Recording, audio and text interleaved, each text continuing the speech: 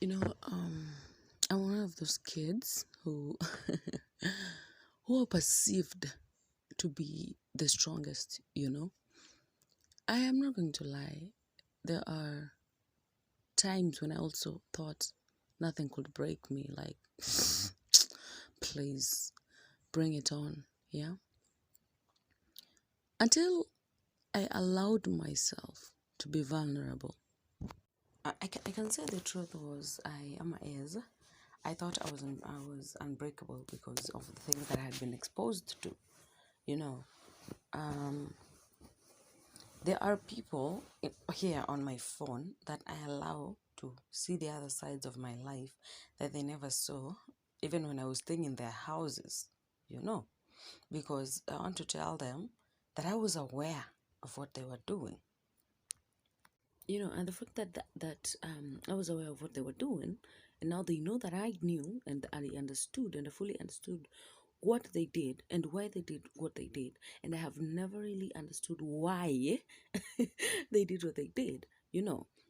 And then people get to see, oh my goodness, what I did really broke this person, really turned them into, you know, one, two, three. And for me, that's always a because why should you raise someone and break them at the same time? One thing I'll never forget probably is something that my friend Simply Dysfunctional told me at some point. So this guy came to me and said, "You know what, Max? You have been in control. You haven't been in control for a very long time. So now that you've gotten it, you're not going to easily allow yourself to let go. And that's why you do not have someone like a partner or something." And I felt that. Simply Dysfunctional statement did not like affect me in a negative way.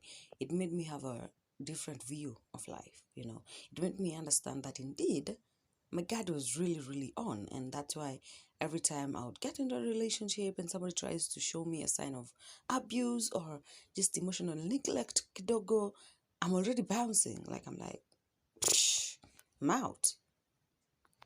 And this kind of characteristic, I don't just drop it when I'm with my significant other.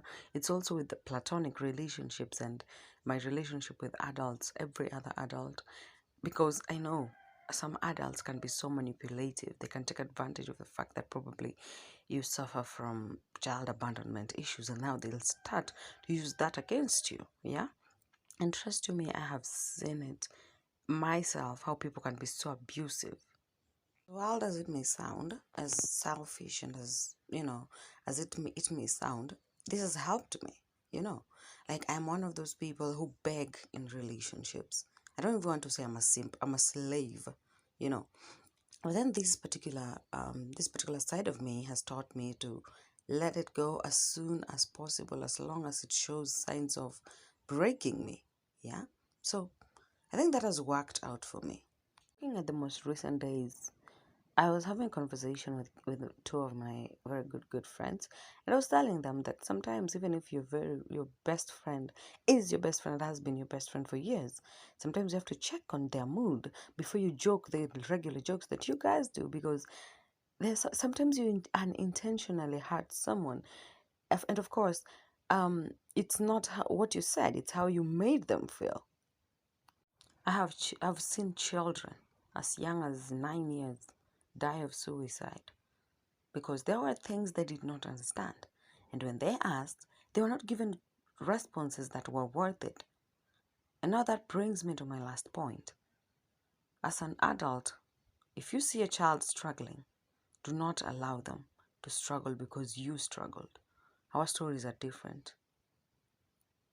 And because our stories are different, because we walked not the same path, this therefore puts us in a position to be able to protect, to be able to guard, to be able to hold, and to be able to be there for these children.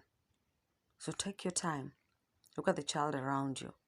Are they living their best life, or are they struggling to please you? Protect a child today.